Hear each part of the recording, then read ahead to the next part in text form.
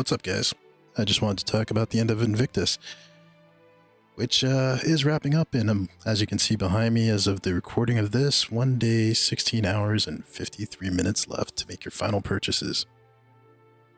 I'm a little bit out of it because I went to like a farm in the country earlier today, and it just made my allergies like flare up like crazy, so my voice is a little bit out of it, and I'm always rubbing my nose and my eyes like every 5 seconds.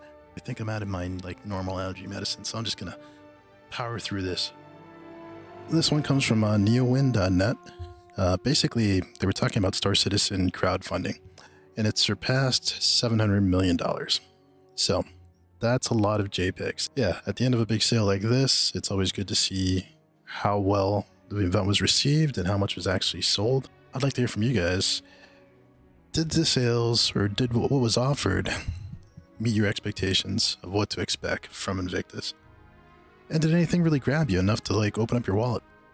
Just going through what they introduced in this year's Invictus, we started out with the Nesto rover, which I think they sold pretty well. I think everybody found a use for this, and it was something that we were all looking for a while, right? I think everybody wanted like a ground vehicle, ambulance type of, medical vehicle, because medical gameplay is pretty important. It's a quality of life improvement for us. Nobody likes dying unexpectedly and then having to start back at the station or wherever your hab is and get all ready and dressed and then off to the spaceport and then racing off to wherever you got to go. That's a lot to worry about.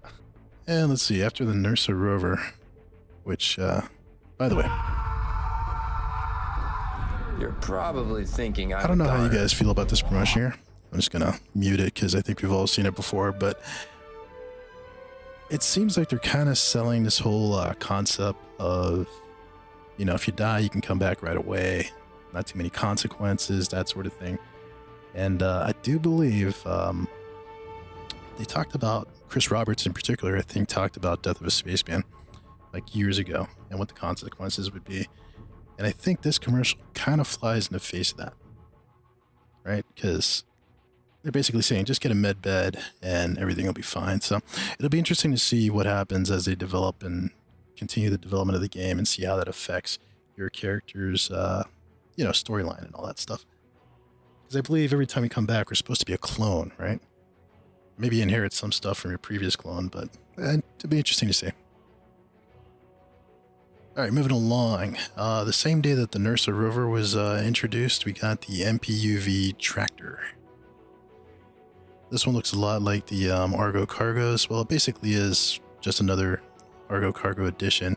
But as you can see, they're adding the tractor beam, which gives you the ability to load and stack. I must say, this has definitely been the year of cargo.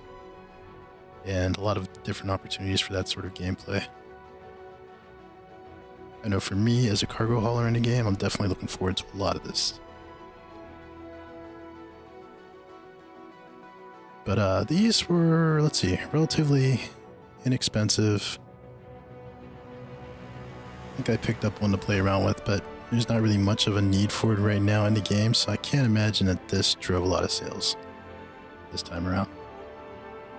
But it is kind of nice. I always liked the MPUVs. Alright, moving along. When it was Aegis Day, Aegis talked about the Aegis Firebird.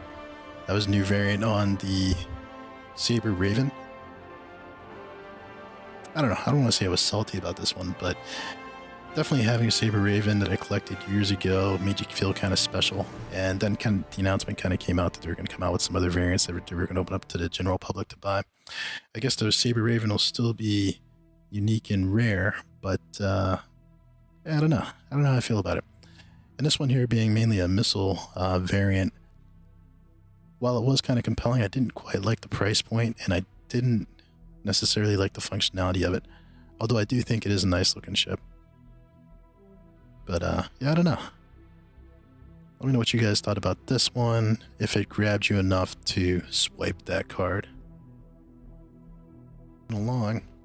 This one isn't new, but they did announce that they were going to stop selling the MK1 Hornets from Anvil. So that seemed like kind of a way to drum some more sales to me. These I'd imagine you can still buy in game. I'm not sure about that. These have always been kind of like fun little fighters here and there, different variants. You have the Valentine's Heartseeker one, which I'm wondering if that one's still going to be available for sale or not. I really don't know too much information about what's going on with this one here, but I don't know. I don't know if it was enough to really drive a lot of sales. I thought it was kind of like, well, Anvil doesn't really have much going on this show, so we'll give them something. Although I will say this paint job here, the UEE one, looks pretty cool. And then the big news, probably, and maybe the most polarizing one, the Ironclad from Drake. This one is a freighter in the game. It looks like it's opening up, well, I don't know if it's opening up something new as far as gameplay goes, but it does kind of seem like it's better than Anvil's, the Liberator. Where the Liberator seems like it's focused on just carrying vehicles. It looks like this one is going to have the ability to carry vehicles and a lot of like heavy cargo. And then you have the military variant here. This one seems like it's going to be a great troop carrier, and it has obviously the ability to carry around tanks and stuff like that. Not that Drake is a major player in that, and I was wondering in lore how that works out as well too, because it seems like the UEE doesn't like to do contracts with Drake. That's why they have the defense con and that little hangar by the spaceport going on there. So I'd be interested in seeing how the lore works out with this, because it seems like something that the military should be using, but I guess it's pretty good for those militias out there in the fringes. But a lot of interior space with this one, pretty compelling. However, what I really didn't like about this one was the price point. Let's talk about that for real quick. Looks like it debuted around $400. $465 if you want the Assault, the Dauntless, with the Dauntless paint job if you're in Concierge. But yeah, it seemed kind of expensive to me, even though it's a really nice ship. I want to compare that to, let's go look at Drake Day in general, because I just want to compare it to where the Caterpillar is. Oh, and I guess I should mention that since this is the last chance to shop, these ships here are probably what you're going to be looking at. These are the ones that have the deals on them. But if you want to build anything, these are the platforms you want to build up from if you're doing the CCU chaining.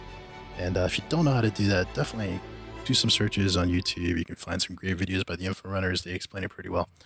Or we can talk about it in chat as well too. But anybody trying to build up to an Ironclad, these will probably be the stepping stones that they might want to do to get a discount to get there. And then also, before the show runs out, some pretty good deals here on the starter packs for new players coming in. Some deep discounts. I don't really recommend any of the Auroras, but just for a little bit more, you can get the Avenger Titan, which is probably the one that new players should target. So with Drake, what I wanted to see was where the Caterpillar's at. Okay, this is one of the ones that's on sale as well too. I believe you can get $30 off the Caterpillar, but it's at $330, and the Ironclad is around $400, right? So it's interesting to see where they priced it at. We know when the Ironclad gets closer to release, it's obviously going to be a little bit more expensive, so you won't be able to get the deal that it's at right now. I don't know. I'm really kind of torn. We only have like, a little over a day left to figure out what our purchases are. As a hauler, it seems like the Ironclad is definitely something that I'd be interested in, but I'm having a hard time justifying it at this price point. Especially when you can just earn it in game anyway when the game comes out. But also, right now this looks like it's the best freighter at what it does right now, but who knows what the other manufacturers are going to come out with as we go along to compete with this one.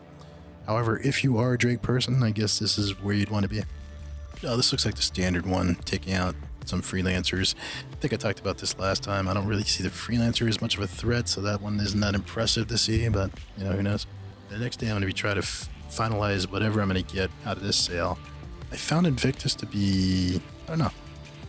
I don't want to say a little disappointing, but it just didn't wow me. Even though we did get to see the players, like, on the display floor, but I think like not being able to go into it didn't make it that exciting for me. What do you guys think? Was there a ship that came out of the show that you were just like, ooh, I've got to get this?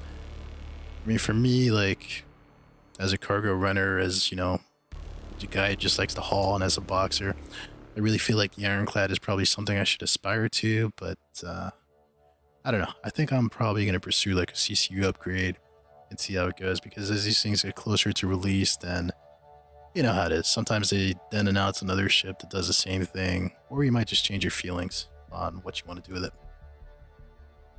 But yeah, I guess the only thing I'd want to build is the Ironclad.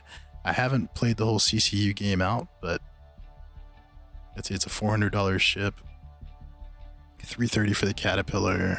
What's this one at? I'd upgrade this right now. So this one's at 290, so you'd probably do this one and then climb to the Caterpillar at 300. So just between this and the Caterpillar, you're saving $40 off the price of the Ironclad. And if you continue to build up the ships below this, you'd add up some more. So I wouldn't be surprised if you played the CCU game right, you could probably build your Ironclad for at least $100 off the price. Yeah, and then even if you can get in, it's kind of rough. Usually they wait till I get on the ship before they start shooting me.